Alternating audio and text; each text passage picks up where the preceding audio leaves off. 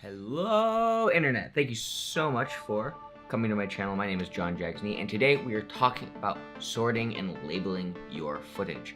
Time and time again, I might work with another team of video editors where I did not shoot and I don't know what the footage looks like, so I have to go through that. I want to show you my workflow when it comes to sorting through footage I have not shot, or even if I have shot it, just so I know where the best clips are and how I can quickly access them. So without further ado, let's jump into the computer machines and I'll show you my workflow for sorting, labeling, and organizing my footage. All right, so we're in Premiere Pro and we're looking at one of the projects I am working on. So what you'll see is I have my select reels, and what they are, it's just a timeline with all the footage that I want to use. And you'll notice here that I color code everything by blue, by green, by yellow, and then the generic color, blue, that it is already. Now I'm colorblind, so this might not be blue. This is iris color. You can change these colors in the preferences if you go to preferences and under one of these menus here, somewhere, aha, labels. There you go. It's under the label section. That makes a lot of sense. You can change these colors if you want to. I just leave them as is. And the way you set a label on any piece of footage, let's say I wanted to use this clip and I want to label it something specific, you can right click, label, select the color. Great.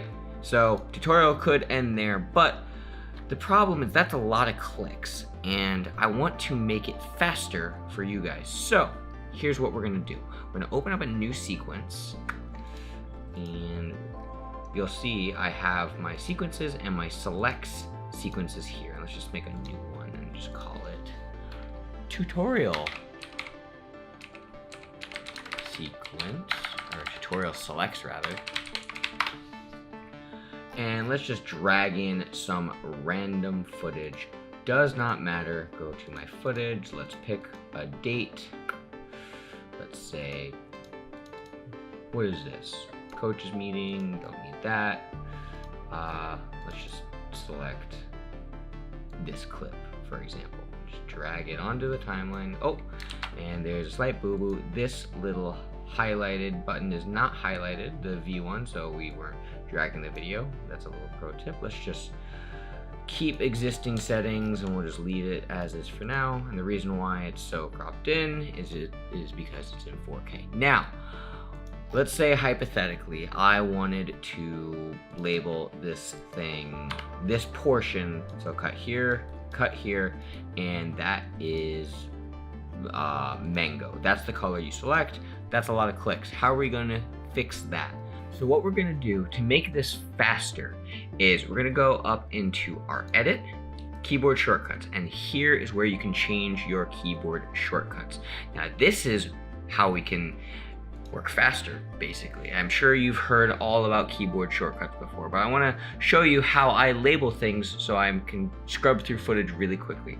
I can just look through label in this search bar and it'll say, hey, look, all the colors that we have. And what we'll see here is all the colors that I've selected have a specific key, have a specific shortcut. So if I hold Alt on my keyboard, it'll display all the key binds I have set for whenever I'm holding this modifier key, the Alt key. So what I did is I set 1 for green, 2 for yellow, 3 for rose, and 4 for blue. Now, I think red, yellow, green, stoplights kind of makes sense. Rose was the closest to red.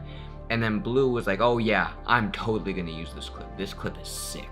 So now, just a quick demonstration. The way you apply a keyboard shortcut is you can just select whichever one. So let's just say purple. We're gonna put purple on number 5. So we just click and drag and now it is there. So let's just go back and now, yes, we have this mango one. We're gonna ignore that for now. Let's just say I want this selection of the video to be yellow. So I'll hold Alt on my keyboard and hit 2. For some reason, Windows gives me a little beep, but doesn't do anything else. So yeah, now that clip is yellow. Let's go to another portion.